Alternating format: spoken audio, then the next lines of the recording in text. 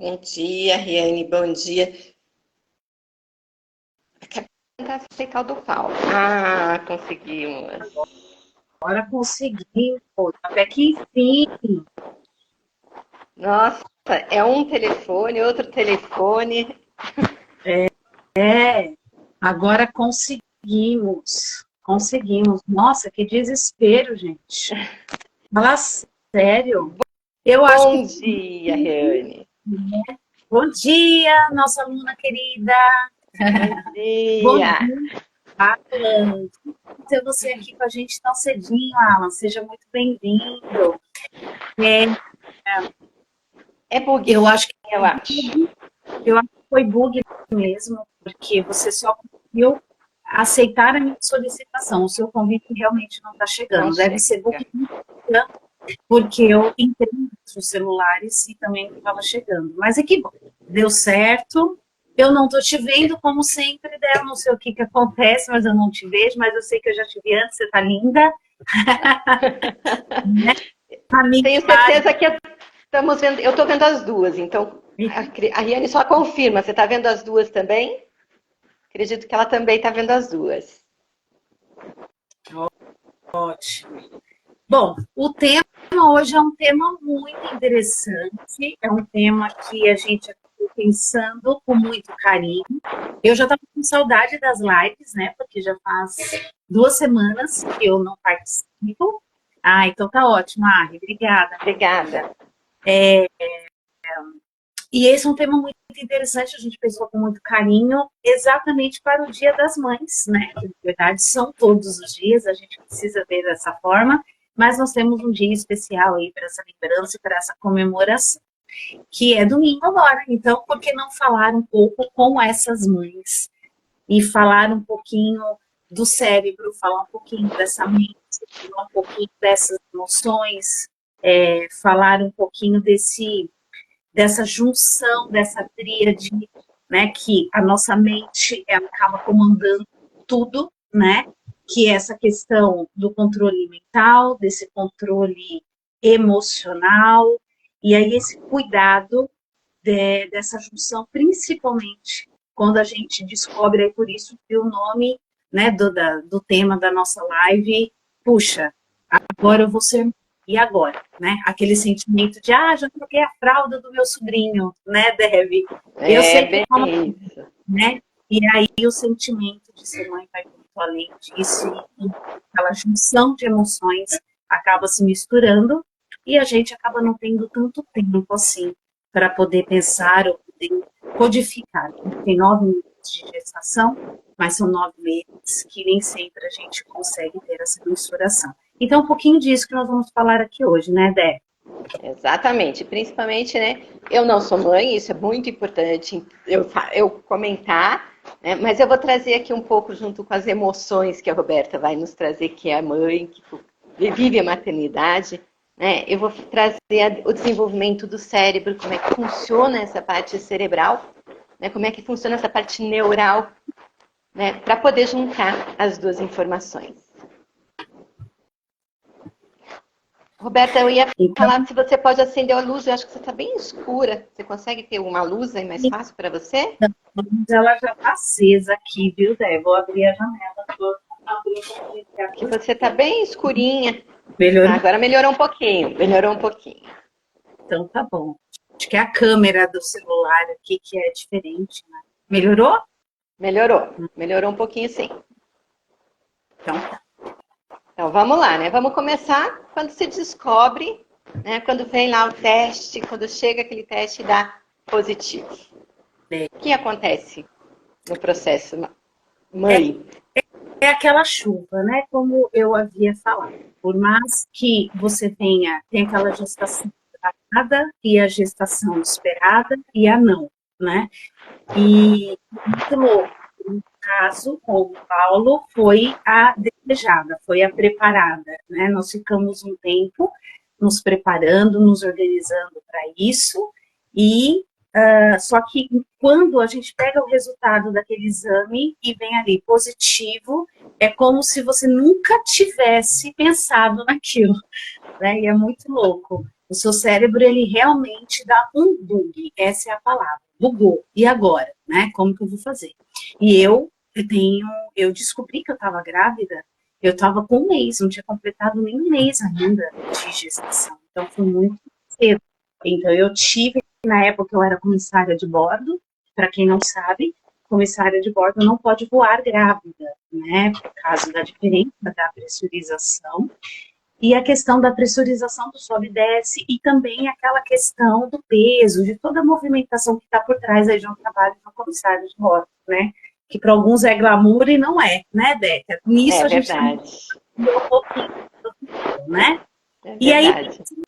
e em relação a isso, quando eu descobri que eu estava grávida, então eu já me afastei. Então eu tive uma oportunidade que poucas pessoas que não estão nessa área acabam tendo, que é a oportunidade de vivenciar todo o período da gestação. Então eu fiquei os 9 meses em casa, depois também a Lolo nasceu, e fiquei mais uns 4 meses posteriormente. Então eu tive essa oportunidade. E mesmo assim, tendo uma gestação desejada, que foi planejada, e mesmo na descoberta, e podendo vivenciar esses 9 meses, eu acabei tendo a minha dificuldade de gerir, de fazer essa gestão, tá? E aí, Dé, seria interessante a gente já compartilhar um pouquinho aqui de uma função, de uma habilidade cognitiva, que é a percepção.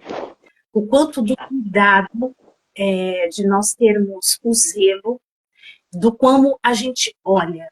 A gente tem uma das nossas alunas aqui do Polimente, a Riane. Se você puder, não sei se você está dirigindo, a Riane, que também é mãe, se puder e quiser compartilhar um pouco do que você também já vem aprendendo aí, né? Do Polimente, e falar um pouco também, compartilhar sua experiência referente a essa questão da gestação. Porque quando a gente fala dessa função perceptiva, não é o que está por trás. Às vezes a situação ela se continua exatamente a mesma, era uma situação desejada, eu queria muito engravidar, era um momento oportuno para mim e para o Paulo, era um momento que nós havíamos nos preparado para isso, porém, mesmo tendo toda essa preparação, teve uma desregulação emocional da minha parte, até porque há pouco eu compartilhei, eu vinha de uma profissão onde eu não tinha tempo para nada, e eu, de repente, eu tive tempo para tudo. E aí, consegui fazer essa de mudança de corpo, de entender como que era aquele movimento, que às vezes a gente se desprende, a gente escuta muito, né? Ah, colocar uma musiquinha, tomar o cuidado do ouvinte, do raposeiro, de toda a movimentação que a gente faz durante o período da gestação.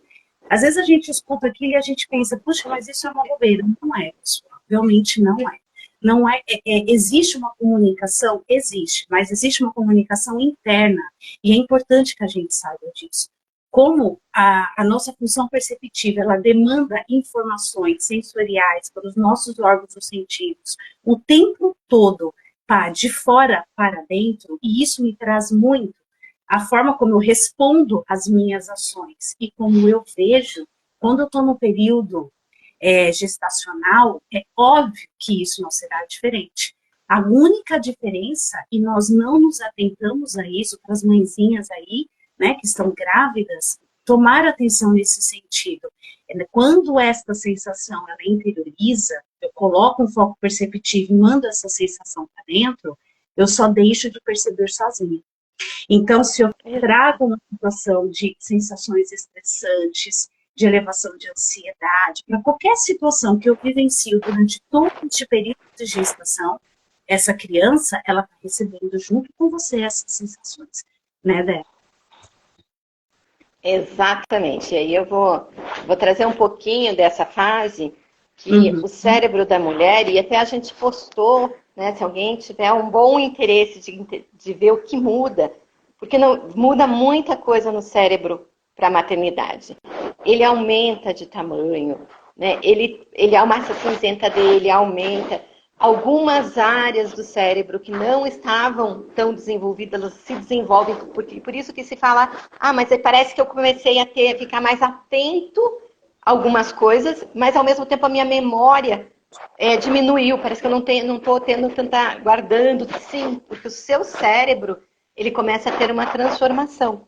E ele ativa algumas áreas para que você possa ser mais cuidadosa, para que você tenha mais apego àquele neném, para que aquele choro que aconteça, você consiga ter uma percepção anterior até.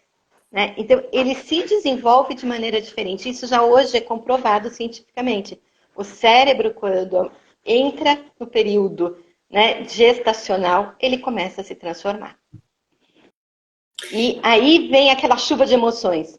Porque é tanto hormônio mudando, é tanta coisa mudando, né, que você precisa, né, aqui a Riane colocou, e o sono é um absurdo no começo.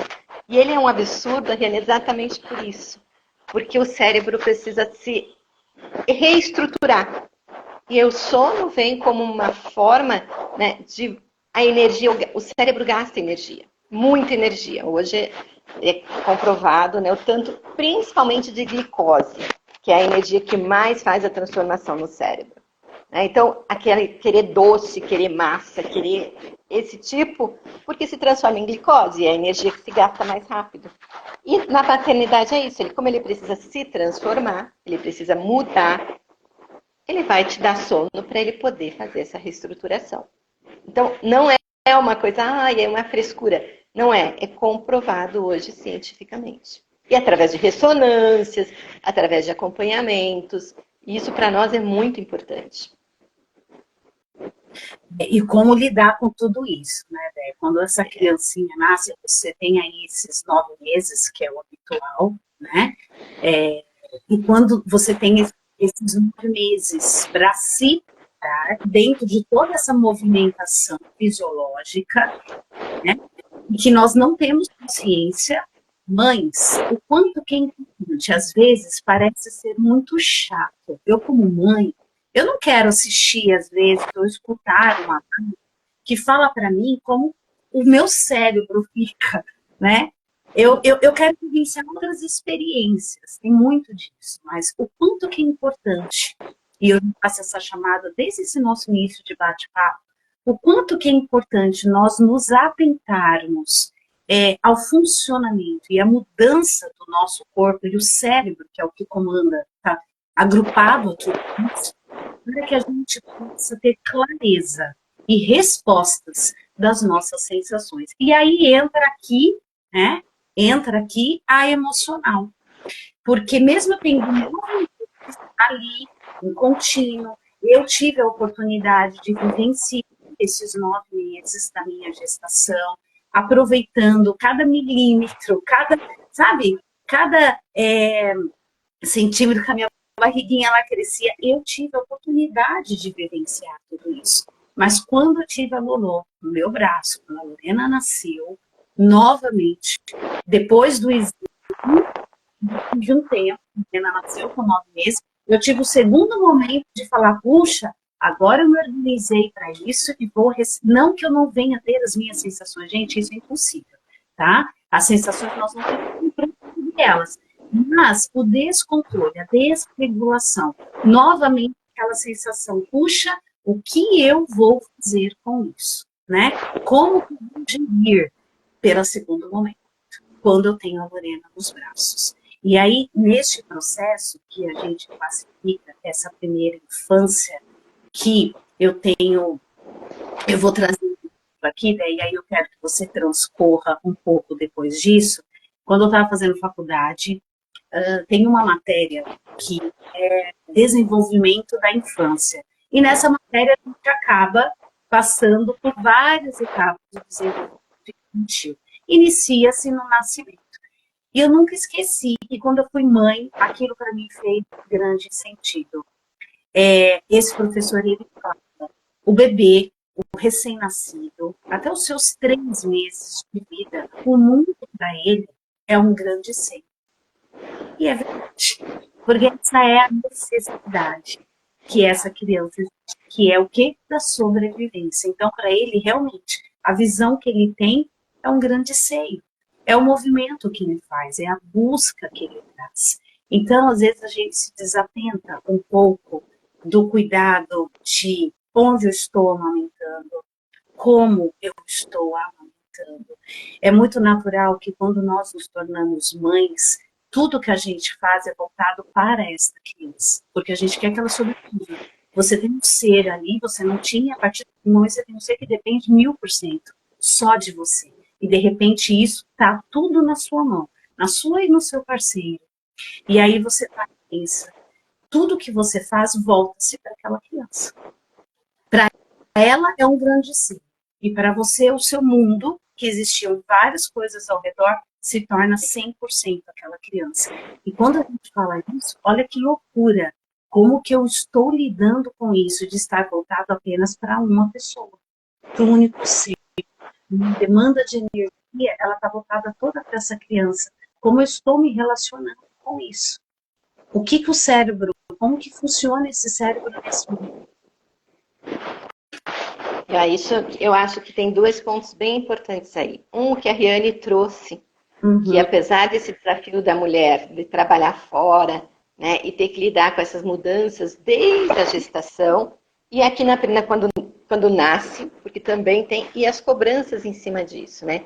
Então, às vezes, o que nós verificamos é que existe essa cobrança tanto por parte da externa, quanto por parte interna.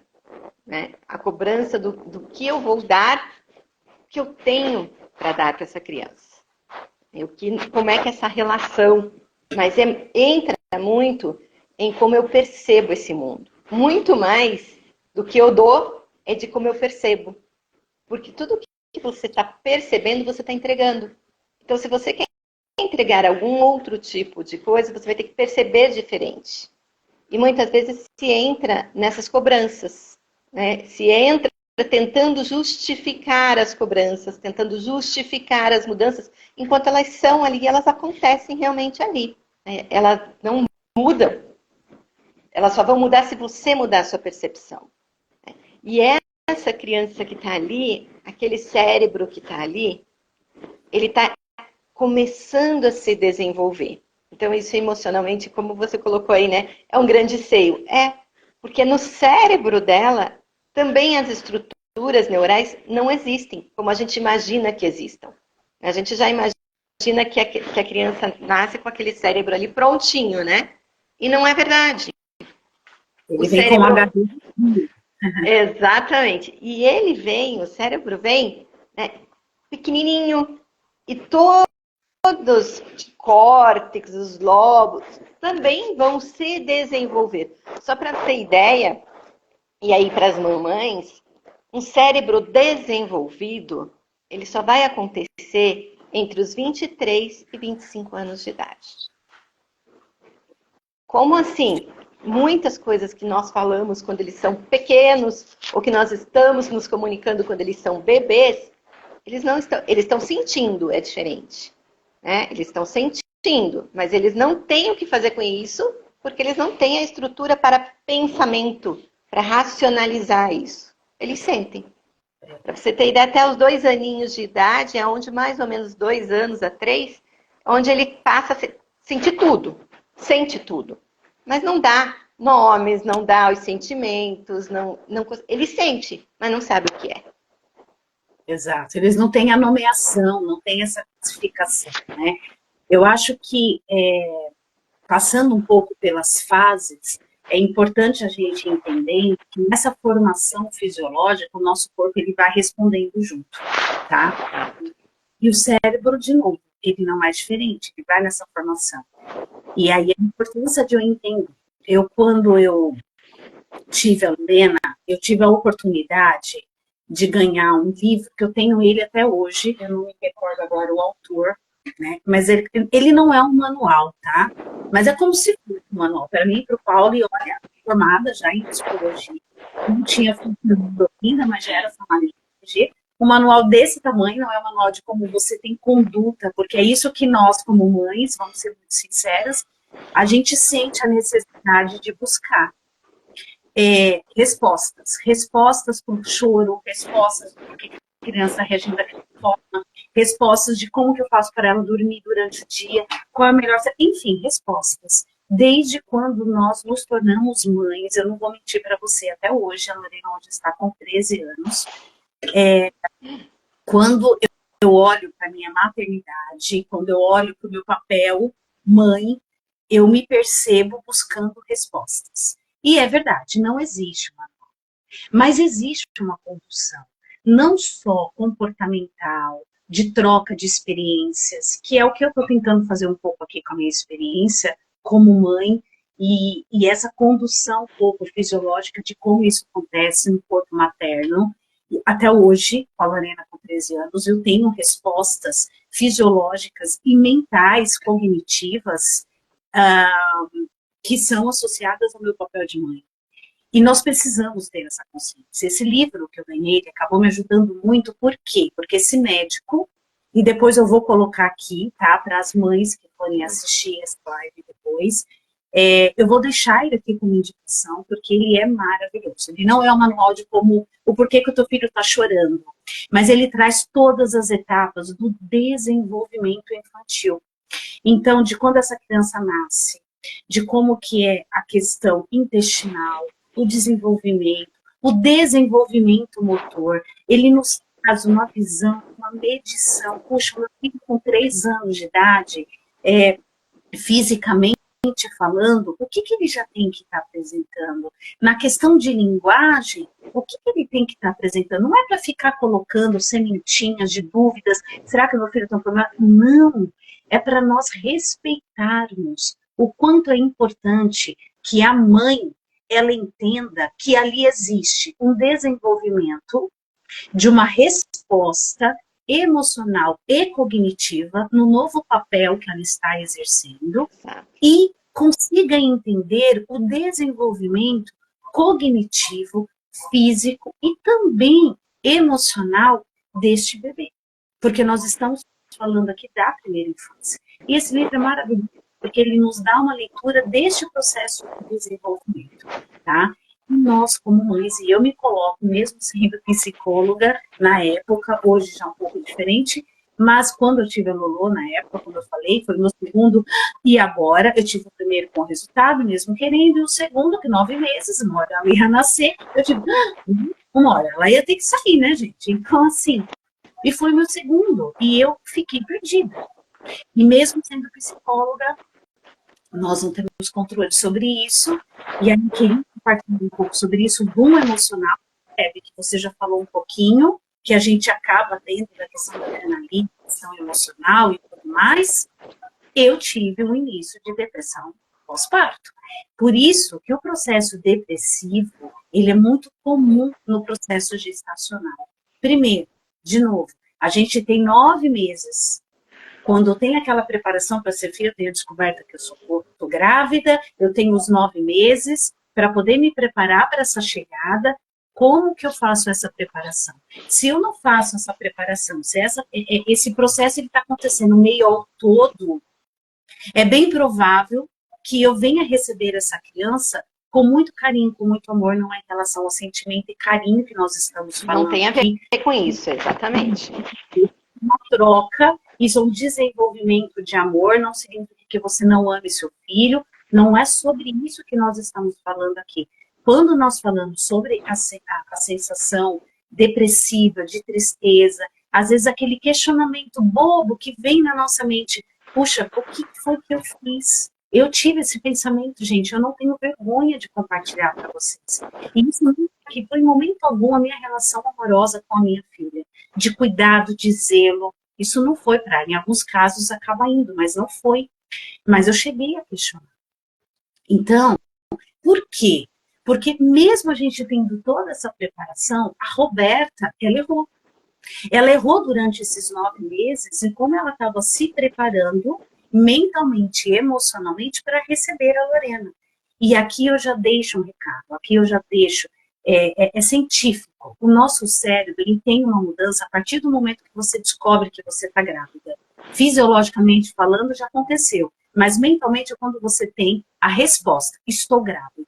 Se atente a isso, se cuidem, se respeitem. E quando essa criança nasce, essa desconexão de cuidado, ela não pode acontecer. Mas, Roberta, eu não tenho tempo. Eu estou voltada toda para essa criança que é natural, é a questão da sobrevivência. Lembra que eu falei há pouco?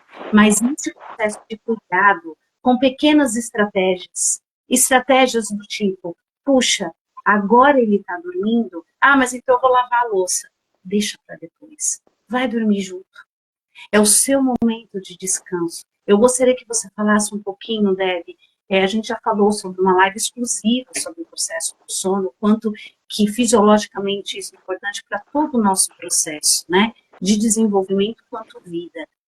Mas o quanto isso fica sacrificado nos primeiros meses de uma criança e dicas de como que a gente pode fazer manuseios e táticas para a gente poder conseguir driblar um pouquinho essa dificuldade do sono que faz toda a diferença nesse período. Né? Esse é um grande ponto, porque a criança ela vai ter o sono fragmentado. Ela vai acordar a cada 2 horas, e vocês, mães, vão lembrar também que você também acorda, não muitas vezes porque ele acorda. Você acorda normalmente um pouquinho antes da criança acordar. Né? Ou daquele momento que ela vai buscar o seio, a amamentação, né? Que é a cada 2 horas no começo. Né? Depois vai aumentando isso. Mas o seu cérebro, ele tem uma região do córtex pré-frontal que ela altera e que vai fazer com que você tenha maior percepção, né, para você poder cuidar disso. Então, você vai tomar melhores decisões. Você falou aqui do choro, vou voltar um pouquinho só nisso, né, do choro. O que eu faço agora com esse choro? Essa região do córtex, ela altera para que você possa tomar melhores decisões para isso, para que você possa reconhecer qual é o choro. Você reconhece, esse é o choro de mimado, esse é o choro que ele está com fome, esse é o choro... Né? Você tem isso na tua estrutura cerebral. Para cuidar... né? Exatamente. E você, quando tem tudo isso, né, quando você tá tudo... O cérebro, para nós, ele vai se organizar durante o período do sono. Essa é uma coisa muito importante. A nossa memória, a nossa organização mental, ela acontece no período do sono. Como você está com o sono fragmentado, né, você também vai estar cortando muitas coisas da sua memória, da sua atenção, da sua percepção. Só que o nosso organismo, ele é tão perfeito que o cérebro nessa época, né, nesse período da maternidade, né, ele também entende que esse sono vai ser fragmentado. O que acontece é isso, a mulher ela passa a fragmentar também o sono à noite, só que quando ela precisa recuperar durante o dia, porque a criança está durante o dia fazendo o mesmo processo, dormindo e acordando, por causa do desenvolvimento, né? E ela vai fazer isso que se disse, vai lavar a louça, vai cuidar, ou seja, ela necessita realmente também aproveitar os intervalos do sono durante o dia. Ela, principalmente no período à tarde. No período da manhã não é tão impactante. Por quê? Porque o nosso cérebro e o nosso sono no período da manhã, ele não tem uma boa estrutura. Porque você despertou e ele precisa, o nosso organismo, o nosso ritmo biológico, ele vai começar a funcionar com a claridade.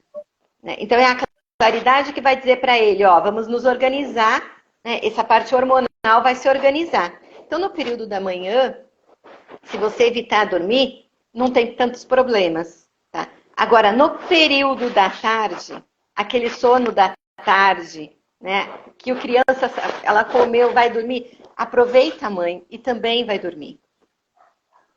Depois que você comeu, depois que você almoçou, onde tem uma temperatura do teu corpo reduzindo, que é a segunda janela de temperatura do organismo. A primeira é durante a madrugada, entre 4 e 5 da manhã, e a segunda também, é entre 4 e 5 da tarde. Então, neste período, se você conseguir ter ali 20 minutos de descanso, ele vai te dar energia, ele vai poder te dar uma condição melhor no sono. Ou seja, você vai recuperar um pouco. E aí, a gente volta de novo, né? No cuidado, no autocuidado. Eu, como experiência materna, eu costumo sempre falar aqui em casa, principalmente para a Helena, Às vezes ela, hoje com 13 anos, né, ela verbaliza para mim. Puxa, às vezes é difícil ser filha de mãe psicóloga, né? Ela verbaliza às vezes isso para mim. E aí eu tenho que sentar e conversar com ela. Por quê? Porque, querendo ou não, pela minha profissão, é óbvio que, automaticamente falando, como qualquer outra profissão, ela acaba nos permitindo desenvolver respostas cognitivas referente àquele exercício que nós praticamos o tempo todo. E no meu caso, é óbvio que isso não é diferente. Eu acabo tendo uma abertura de uma resposta mental um pouco mais elaborada, porque eu exijo isso no meu trabalho diariamente, tá? E é que nem eu falo para ela, quando você percebe e você sente essa dificuldade, é importante falar. Por quê? Porque aqui em casa, eu não sou psicóloga, mãe, eu sou mãe, eu não sou psicóloga, né? E às vezes ela acaba associando tudo num único ponto. Por que ela faz isso? Porque, de novo, como eu falei lá no início, a partir do momento que a criança ela nasce, é automático, a gente sai de cima e entra. Por isso que a gente tem aquele enredo que a gente escuta muito, aquela fala do senso comum, filho é para a vida toda. Quando a gente fala filho é para a vida toda, é por causa disso, gente. É exatamente por isso. Então, as mãezinhas de plantão aí, realmente nós seremos mães e eles serão os nossos filhos, os nossos bebezinhos, né? Para a vida toda. E é exatamente por isso, porque independente da fase, de estágio que essa criança ou que este adulto, para muitas mães que vão ver essa live, que já têm filhos aí adultos, né? Não importa qual é a idade desse filho, seremos, o filho é para a vida toda, por que essa frase? Exatamente por isso, porque a gente sai de cima e entra. Mas entra em que momento? Quando nós estamos sendo mãe, nesta relação. E aí é o cuidado que hoje eu falo para vocês por experiência, tá? Como mãe e não como psicóloga. Nós precisamos junto. Quando nós falamos do casamento, o que a gente fala? São duas pessoas separadas, com identidades separadas, com necessidades separadas, que se tornam um eu conjugal.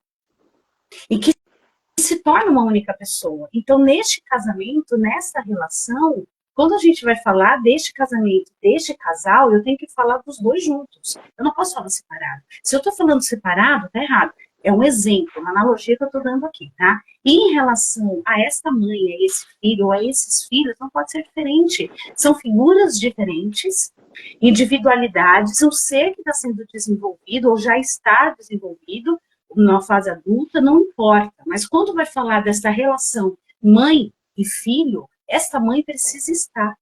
E nós temos o hábito de não nos colocarmos. E é esse o cuidado que a gente precisa ter. Quando a gente sai dessa primeira busca de sobrevivência e dessa mistura de eu ter o cuidado de como eu estou me relacionando com aquilo que eu estou deixando, com aquilo que eu estou anulando, porque que mãe que não se anula nos primeiros meses para poder dando o que é necessário sobrevivência para uma criança. Quem tem o instinto materno é automático. Eu não posso deixar de ter isso e não deixarei de ter. Isso é automático, como você mesmo acabou de falar. A fisiologia nos leva a isso. Mente isso, e a gente precisa para realmente a gente conseguir dar àquela criança o que 100% ela depende da gente. Porém, eu preciso ter isso estando. E o estando, ele está muito neste cuidado. Então, se perceba para que você passe. E aí eu vou lá para uma primeira, para uma segunda infância, que a gente de uma criança, aonde ela ainda não tem esse cérebro formado, para uma resposta cognitiva, para uma exigência de uma resposta cognitiva, e que ela só está o quê? Recebendo. Então, seja que é aquela fase do espelhamento. Eu tenho trauma não, né? Eu não gosto, tá? De trovão. E aí eu me lembro que teve um dia que teve uma chuva muito forte e a Lorena tinha aí os seus 3, 4 anos de idade. É uma coisa que realmente me incomoda bastante. Eu tenho um pouco de receio. Como cada uma de nós aqui acaba tendo de alguma coisa. E eu não me esqueço desse dia.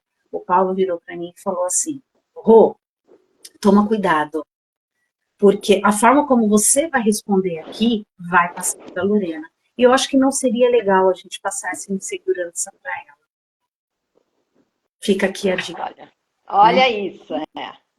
Nós temos que ter o cuidado. E aí a gente vai falar, né? O rapaz, o homem da aviação, falando para a psicóloga. Por quê? Porque, gente, naquele momento, a última coisa que eu estava sendo era psicóloga, eu só estava sendo mãe e não estava me colocando. E é verdade. Então, aqui já deixo mais um ponto de atenção para o nosso cuidado quanto mãe e também para o nosso cuidado de aprendizado do desenvolvimento dos nossos filhos. Cuidado, essa primeira infância, que vai até cerca de uns 6 anos, é espelhamento.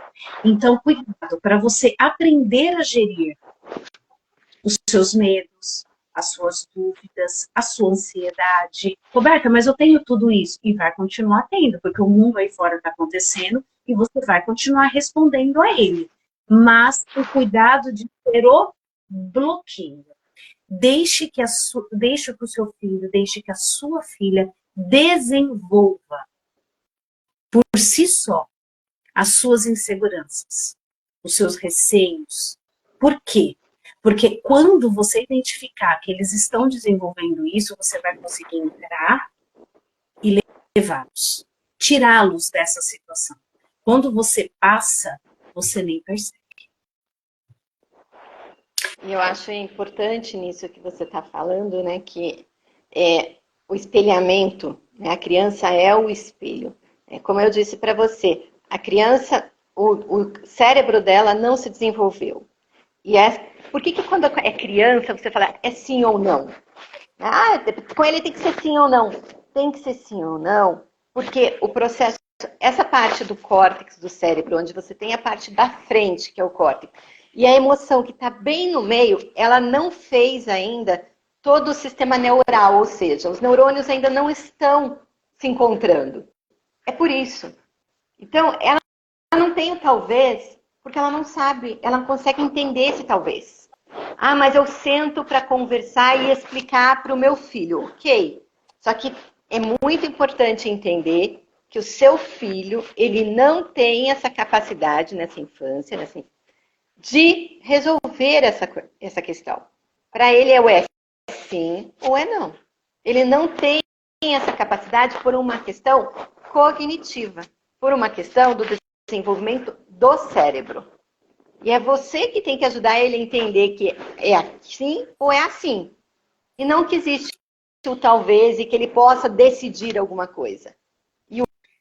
Hoje é muito comum que o filho, não, eu vou deixar ele decidir o quê? O que ele vai comer? Vamos no restaurante, o que ele vai... O que você quer, filho? Não é o que você quer, o que é bom para ele, porque ele não sabe o que ele quer. Ele não sabe dizer o que é bom para ele. E a alimentação, por exemplo, é um dos exemplos que ela é muito importante para o desenvolvimento emocional da criança. Tanto físico quanto emocional. Por quê? Porque ali tem vitaminas. Então, a falta de uma vitamina B12, uma falta de vitamina D, ela vai comprometer o desenvolvimento cognitivo. Ela vai gerar um estresse maior na criança, ela vai gerar uma ansiedade. Então, isso a criança não sabe te dizer. Mas você, como mãe, pode ter esse conhecimento e entender que naquele período ela necessita disso. E é você que tem que decidir por ela. Nessa primeira infância, esse cuidado, ele é essencial. E aí, estendendo já um pouquinho à frente, para quem é mãe de pré-adolescentes, assim como eu, adolescentes, que vêm desafios de identidade, de quem sou eu, né? Já saí um pouco, na verdade, a fase do espelhamento é para a vida, tá, gente? Realmente é para a vida. Entrando um pouco na fase de um adolescente, que ainda não é a fase que a Lorena está, um pouco mais à frente, que já está no desafio, por exemplo, vou dar um exemplo aqui, de uma escolha profissional. Olha que coisa interessante, isso é uma coisa que cientificamente já está comprovado, nessa relação, né, materna e paterna também, porque aí são inferências perceptivas, ou seja, do ambiente, o quanto que isso infere. Por que nós temos jovens que, numa determinada idade. Quando chega nessa fase da escolha profissional, do vestibular, alguns com uma dificuldade, aí o que você vai fazer? Porque quando está ali no segundo do ensino médio, já se começa, né? A pergunta. E a tia, a madrinha, a prima, né? O pai, a mãe. O que você vai querer fazer? Ai, mãe, não sei nem se eu vou querer fazer faculdade. Como assim? Tem que fazer faculdade, né? Olha a mistura de coisas, né? A gente colocar nos nossos filhos aquilo que nós desejamos para nós, ou aquilo que nós entendemos como certo.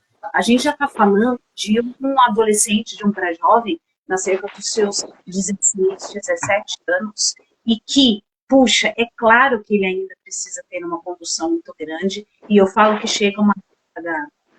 Eu não atendo crianças, a clínica nós temos especialistas, sim, para crianças, mas eu atendo muitas mães, e eu costumo dizer para elas o seguinte, nós, porque eu me coloco, eu faço parte do processo, eu costumo falar, aprende nós temos que estar, dependendo dos seus, com a Lorena com 13 anos, nós temos que estar no camarote, e às vezes o quanto é difícil nós estarmos no camarote da vida dos nossos filhos. Por quê? Porque a gente quer estar no palco. A gente quer estar no palco com eles e, às vezes, dependendo, a gente quer ser a atriz principal na vida deles. E quantas vezes? Por quê? Porque tem que ser assim. Muitas, a configuração mental dessa relação até essa idade, essa mãe acreditou que realmente essa figura materna, ela tem que ser assim.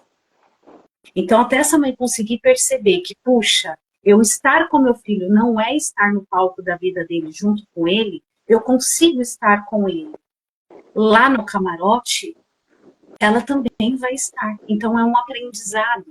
Então, essa live aqui, gente, o maior objetivo é fazer com que nós, como mães, a partir do momento que a criança nasce, e seremos mães pro resto da vida, é a gente conseguir ter um pouco de discernimento, da gente conseguir entender qual é o meu papel na vida, no desenvolvimento do meu filho, mas não saindo de cena, estando com ele.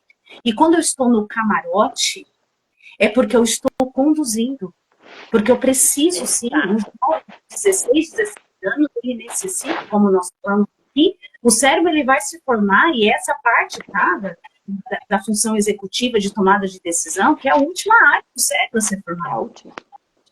E ele vai se formar lá com seus 23, 25 anos. Então, é claro que eu preciso estar ainda nesse direcionamento. Mas aí eu vou levar vocês para onde? Para o como. É o como que diz tudo. É o como que vincula.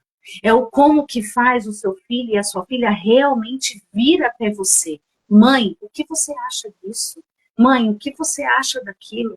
Mãe, o que você sugere? A relação é o como. Se você está no palco, você não está com o seu filho. Você está comandando a vida dele, tirando ele deste comando.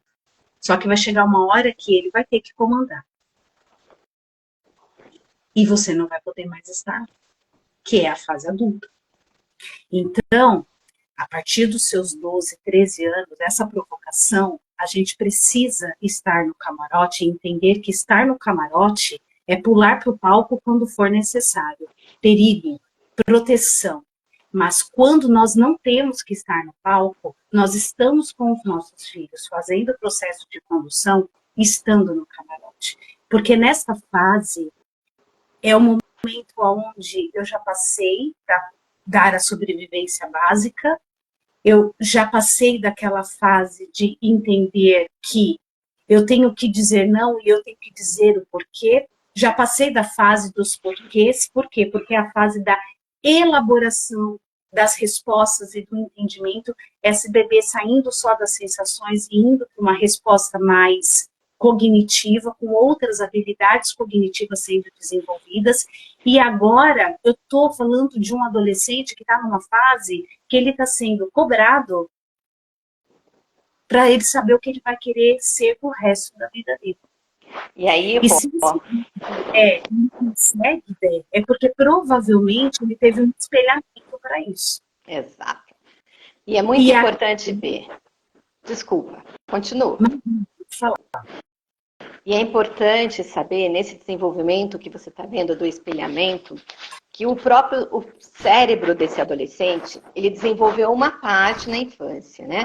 Quando ele chegou na adolescência, ele passa a ser voltado para o filtro do que aconteceu lá atrás, que é o espelho, exato. ele volta para lá, né? E ele começa a desenvolver uma outra área que até então não estava tão desenvolvida, que é a área do cérebro da relação social. Tá? E é a área onde ele começa a querer pertencer, então ele passa a buscar o pertencimento. E se ele não encontra esse pertencimento junto, familiar, ele busca esse pertencimento fora. Por isso que você fala, ah, ele tem o grupinho disso, ele tem o grupinho daquilo. É porque ele busca esse adolescente, o cérebro dele está buscando as relações sociais porque ele está se desenvolvendo nessa área. Né? Só que exatamente. E ele passa a entender o que aconteceu e ele começa a ver, poxa, mas era assim. Mas a minha mãe, o meu pai, eles não são aquilo que eu imaginava antes, porque ele começa a ter os comparativos e fazer esses comparativos. Essa é a naturalidade.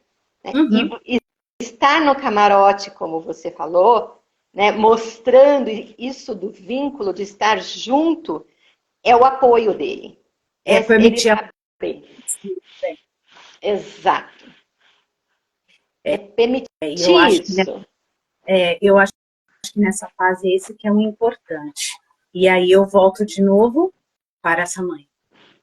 Então, da primeira infância, a provocação que essa mãe tem dessa regulação, no nascimento, né? Desculpa, depois nessa primeira e segunda infância, entender, mãe, qual é essa provocação que você tem nesse processo de maternidade, de desenvolvimento, e poder buscar apoio para isso. E às vezes, gente, esse buscar apoio não significa um apoio terapêutico, tá? É muito bom a gente ter esse acompanhamento para quem pode, é claro que sim. Porque quantas mães não trazem as crianças para um processo terapêutico, e eu costumo dizer que, na maioria das vezes, a criança que vem para um tratamento terapêutico, e a gente fala muito da coterapia, e ela só acontece e tem resultado quando essa família, esses responsáveis, eles estão envolvidos nesse processo. Tá? Por quê? Porque os sintomas que muitas das vezes, principalmente na primeira infância, que essa criança está apresentando, que ela vive basicamente no experimento, vem muito da onde? Da onde ela está vivendo, ela está reproduzindo. E no processo terapêutico a gente tem que trabalhar com o quê? Com a causa. Então, às vezes, é muito importante que essa coterapia, esse pai e essa mãe estejam juntos, não só no acompanhamento dessa criança, mas nessa individualização. Na individualização dessa mãe entender, puxa, na infância, como que é essa minha regulação? Em que momento toda a etapa de desenvolvimento do meu filho? Na segunda, e agora na adolescência, pré-jovem, que nós estamos falando aqui, que eu dei o exemplo aí, né, do camarote, qual é o meu papel? Então, vocês percebem o quanto que é importante. De novo, eu entender o que estar junto, e segundo, eu estudar, eu buscar ajuda, eu buscar o entendimento, às vezes no processo terapêutico, ou às vezes conhecendo um pouco de qual é o processo de desenvolvimento da idade do meu filho, para que eu possa entender qual é o meu papel ali. Porque senão eu vou ficar na mesmice, eu vou ser sempre uma mesma mãe. E eu vou perder a percepção de que naquele momento o meu filho está precisando de algo diferente.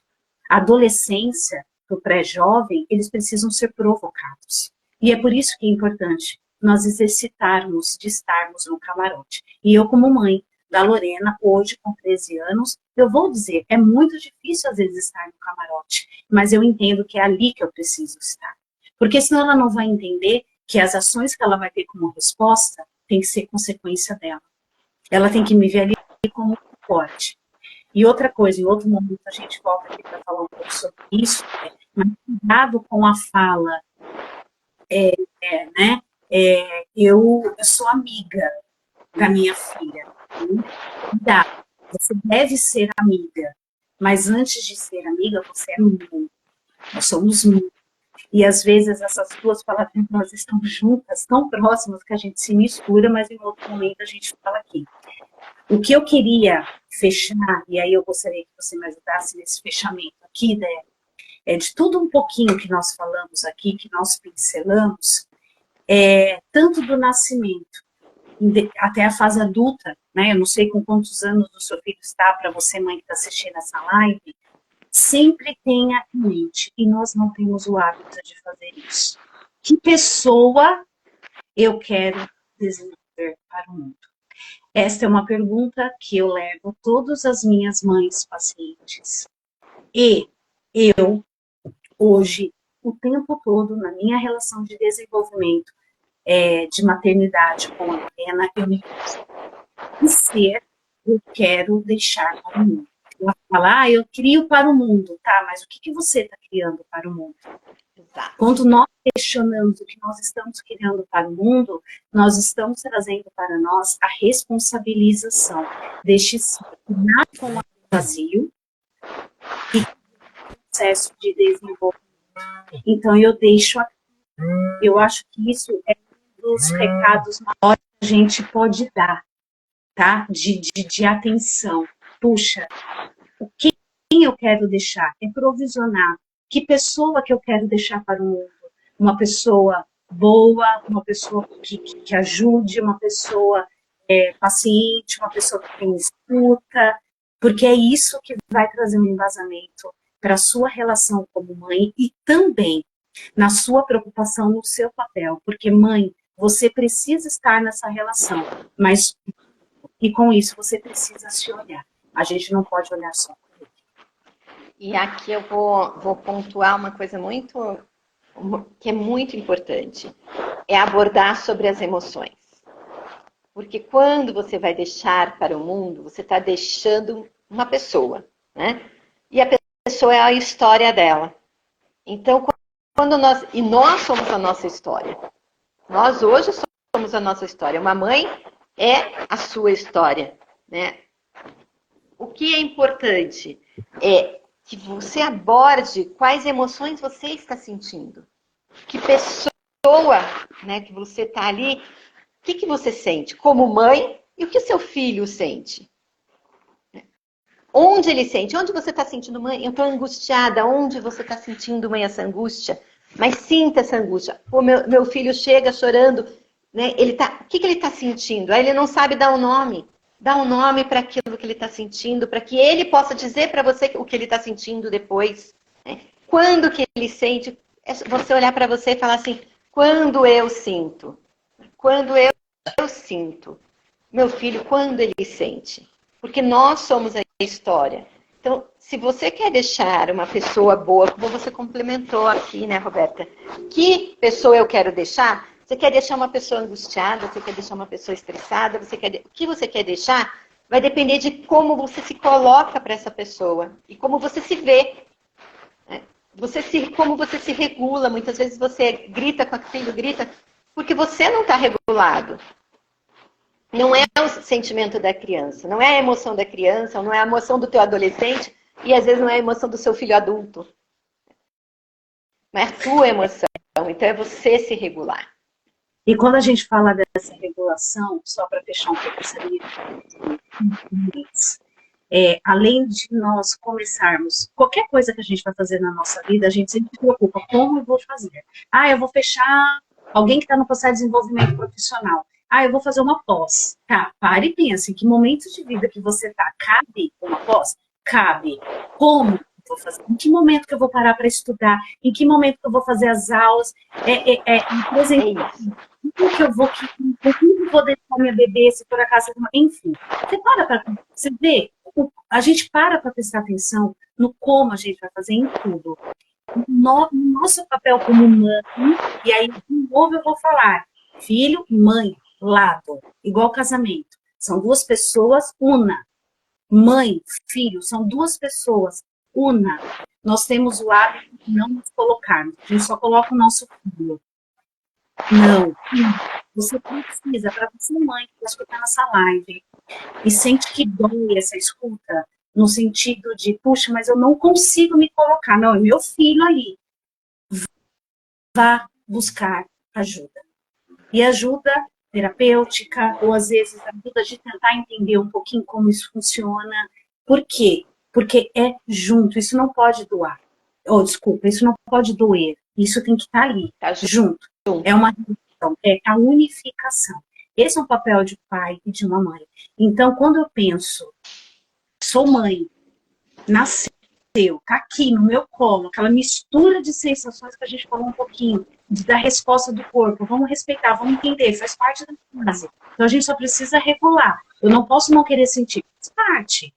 Só que fora tudo isso, eu olhar e falar, puxa, HD vazio, o que que eu quero? Só que isso vem um mutirão, né? A vida lá fora, quanta coisa acontecendo, a gente chegando estressado, como pessoal, se atende. O mundo não é o mundo da margarina. Vai ter dias que você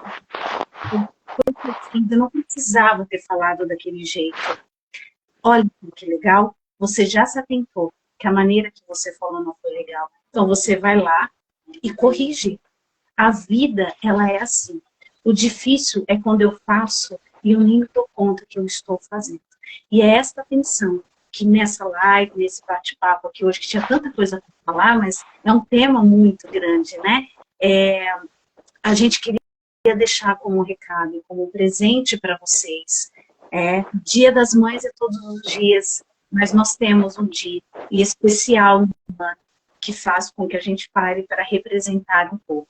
Então eu desejo para todas as mães que participaram ao vivo aqui da nossa live, que vão assistir na nossa live gravada, né? E para todas as mães em geral, para essa situação que a gente está vivendo no Rio Grande do Sul, quantas cenas tristes que a gente viu em famílias, né? Eu não vou compartilhar aqui agora, mas que Deus proteja cada uma dessas mães, que fortaleça essas famílias e que nos dê, no domingo, um dia muito especial, mas um dia especial de aprendizado, para algumas mães que estão escutando essa live e que sente que precisa de ter um novo momento nessa relação com o filho, que seja um start, que essa live seja um start de abertura para que vocês possam assim, puxa, tem um pouco de mim aqui, deixa eu tentar entender então e fazer a minha parte. Às vezes a coisa ela não está indo porque está faltando a nossa parte. Então eu quero desejar para todas nós um domingo muito especial, nessa relação com o seu filho, que seja um dia muito bom, abençoado, e deixar aqui como um lembrete, para quem ainda não se fez esse questionamento quem eu quero. E para quem já tem um filho adulto, o como eu posso hoje me relacionar com esse filho que eu criei, que eu construí. Eu não preciso me culpar pelos meus erros. Somos seres humanos. A gente comete erros. A gente só precisa entender tudo que estamos cometendo para corrigir. Isso não pode ser um problema. Isso tem que ser uma reformulação de conta.